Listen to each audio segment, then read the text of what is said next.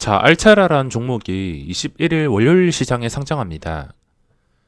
이 종목 역시 뻥튀기를 피할 수가 없겠는데 요즘에 시가총액 규모가 3천억 이하로 적은 규모라면 진짜 너무하다 싶을 만큼 그냥 묻지마 뻥튀기가 지속이 되고 있습니다.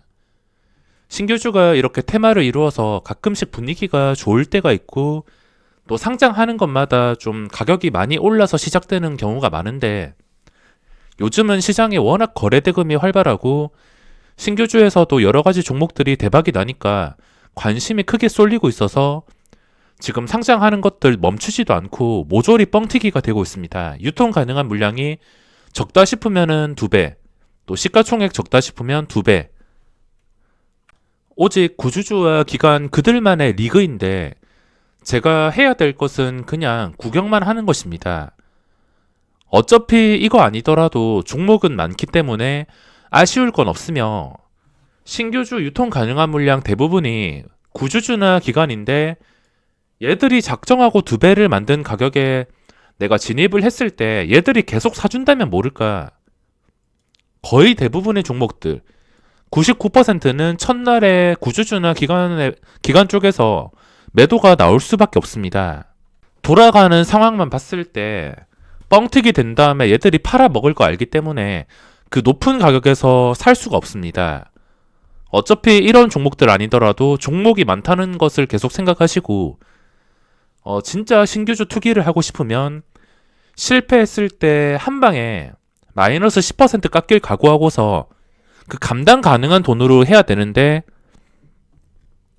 저는 말리고 싶습니다. 한방 승부 내려고 들어가시는 분들은 한 번 미끌릴 경우에 되돌릴 수가 없습니다. 차라리 상장하고 나서 시간 지났을 때 신고가 뚫어줄 때 들어가면은 이런 식으로 일단 초기에 오르던 내리던 간에 일단 지켜본 다음에 주가가 내려가지 않고서 고점을 돌파할 때 차라리 이런 구간에서 항방 승부를 낸다면 첫날 묻지마 매수보다는 안전할 수가 있습니다. 투기보다는 항상 성공 확률이 높고 손절을 원하는 호가에 안정적으로 할 수 있는 그런 안정적인 매매만 하시기 바랍니다. 자, 알체라란 종목 간단하게 살펴보자면 희망 공모가가 상단에 확정이 되었습니다. 만원에 확정이 되었으며 호가 단위가 괜찮은 만원에 확정이 되어서 만약에 2배 시작할 경우에 2만원까지 상장이 가능합니다. 시장에서 매매할 때 저는 만원 호가 종목을 좋아합니다. 만원 호가가 단타치기에 적합하고 흐름과 의미를 조금 더 쉽게 파악할 수가 있기 때문입니다.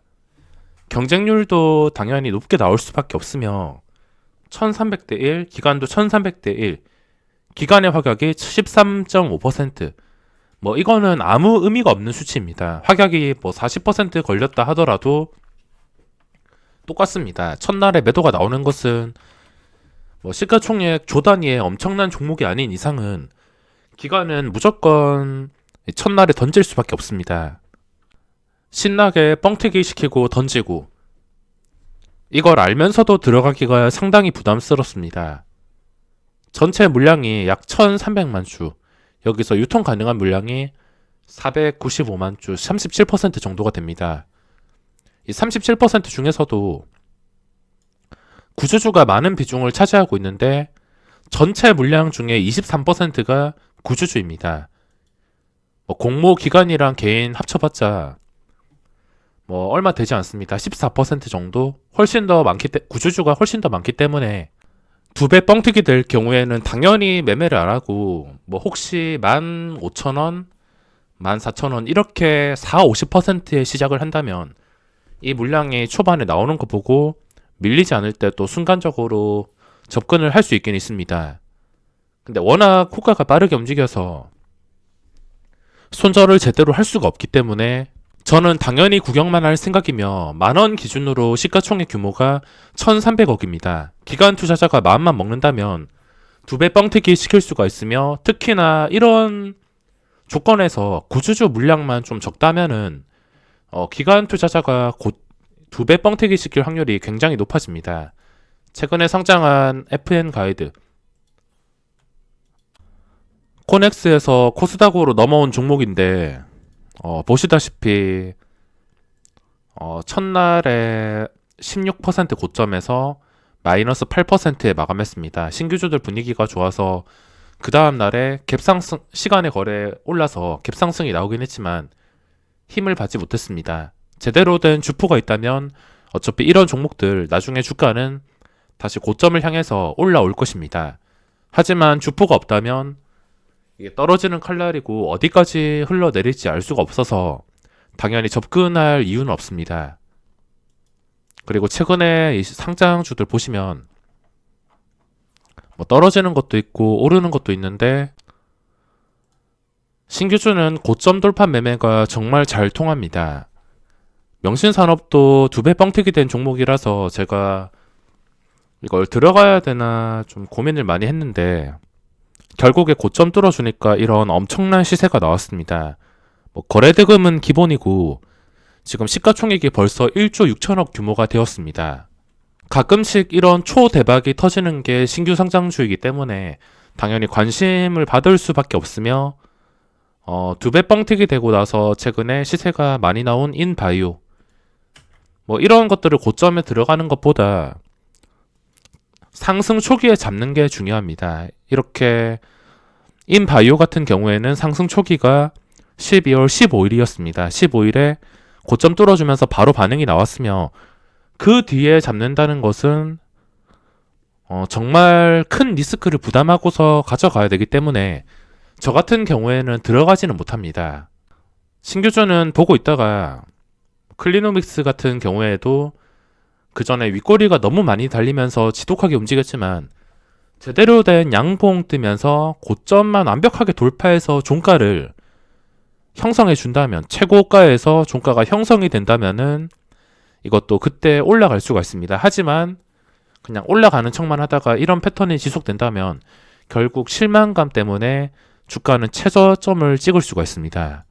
그래서 확실하게 고점 뚫어주는 종가를 형성해 줄 때만 가야 될 자리에서 못 가면 당연히 실망 매물이 나올 수밖에 없습니다. 요즘에 또 함정도 많기 때문에 가야 될 자리에서는 특히 신규주 같은 경우에 무조건 치고 올라가야 됩니다. 앱코 같은 경우에도 이 가야 될 자리에서 하필이면 좀 안 좋은 캔들이 뜨면서 몸통 전부 다 잡아먹는 이런 윗꼬리가 달렸습니다. 안 좋은 캔들 뜨면서 이 안 좋은 캔들 다음에 당연히 더 안 좋은 캔들이 뜰 가능성이 높아집니다.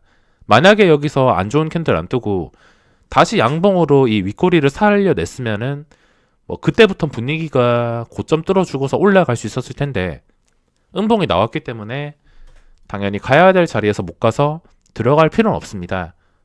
최저점을 찍었으며 이 종목은 역시나 고점까지 다시 올라올 때만 접근이 가능합니다. 그리고 최근에 상장주 중에 또 우양이라는 종목이 있는데 이것도 신규 상장주인데 신고가를 뚫었습니다. 이렇게 신경을 안 쓰던 종목이 상장하고 나서 시장 좋다 보니까 이런 식으로 고점을 뚫어주는 종목들이 많습니다. 우양 같은 경우에도 상장 초기 고점이 6,390원, 6,760원, 최근 고점이 6,760원입니다. 여기까지 거리가 시가총액 규모 그리고 하루 변동성으로 봤을 때 거리는 그렇게 멀지가 않습니다. 어쨌든 중요한 자리는 이 구간일 것이며 아직 엄청난 시세는 나오지 않았습니다. 제대로 된 양봉이 최근에 16% 한 번 뜬 상태. 또 여기서 흘러내리지 않는다면 어디까지 올라갈지 모르는 상황이라서 지금 우양이라는 종목이 시장에 관심을 받고 있습니다. 그리고 하나시스템도 결국에 고점 뚫어주니까 이런 식으로 시세가 나옵니다.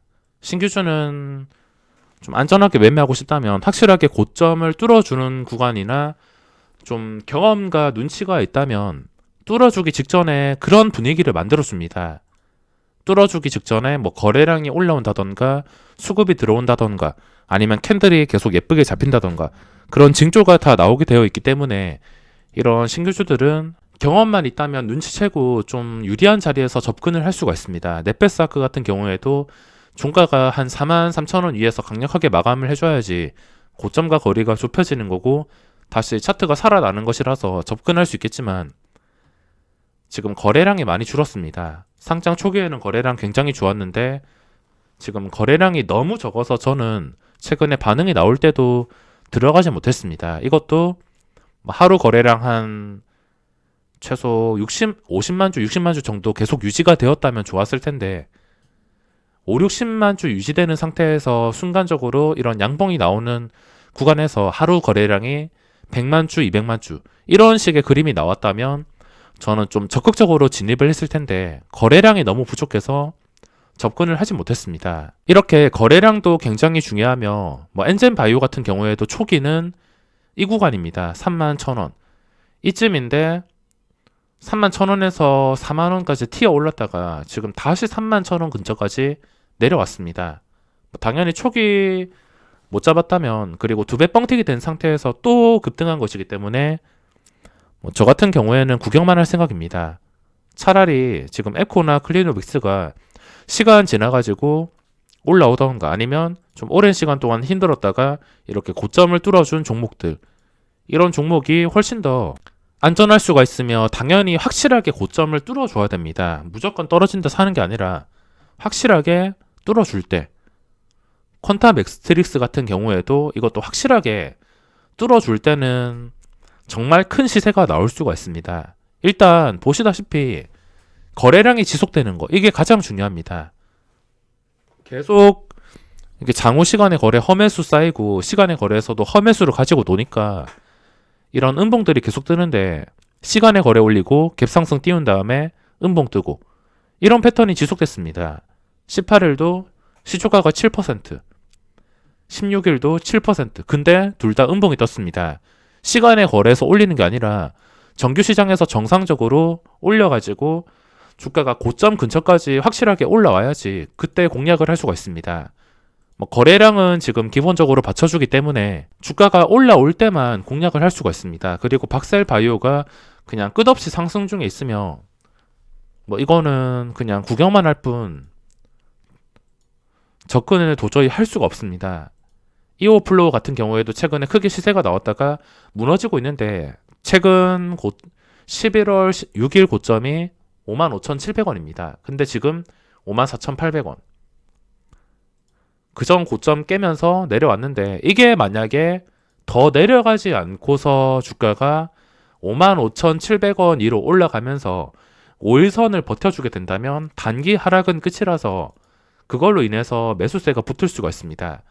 단 매수세가 붙었을 때 윗꼬리가 달리면서 다시 이 가격 55,700원 밑에서 마감을 하게 된다면 밑에서 잡아당기는 힘이 강하다는 뜻이기 때문에 그땐 빠른 대응이 필요할 수가 있습니다. 그리고 고바이오랩 같은 경우에도 거래량은 좋지만 지금 추세가 살아나지 못하고 있습니다.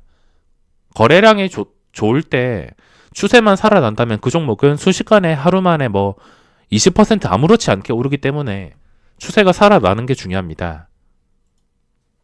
포인트 모바일도 초기가 이 구간인데 보시다시피 최근에 시세가 많이 나왔습니다.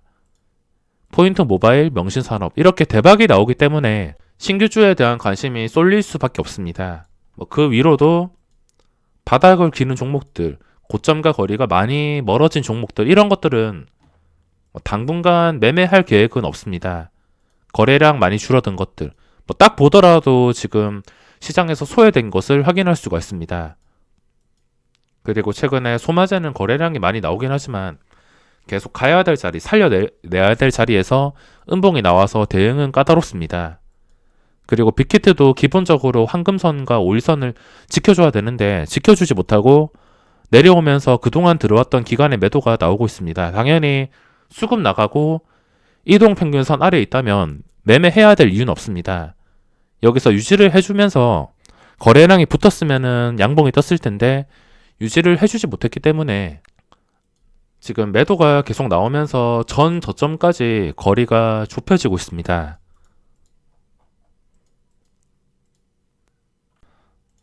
자, 이렇게 그동안 대박난 여러가지 종목들 보시면 첫날에 사야 될 필요가 없습니다. 첫날 음봉 뜨더라도 그 뒤에 고점 뚫어주는 그림이 나온다면 첫날에 이런 안 좋은 캔들이 뜨더라도 고점 돌파하는 그림이 나온다면은 그 뒤에 변동성을 노려볼 수 있기 때문에 첫날에 뻥튀기 되는 거, 뻥튀기 돼서 구주주와 기관이 나가야 되는 거 억지로 들어갈 필요는 없습니다. 자, 그럼 오늘 영상은 여기서 마무리하겠습니다.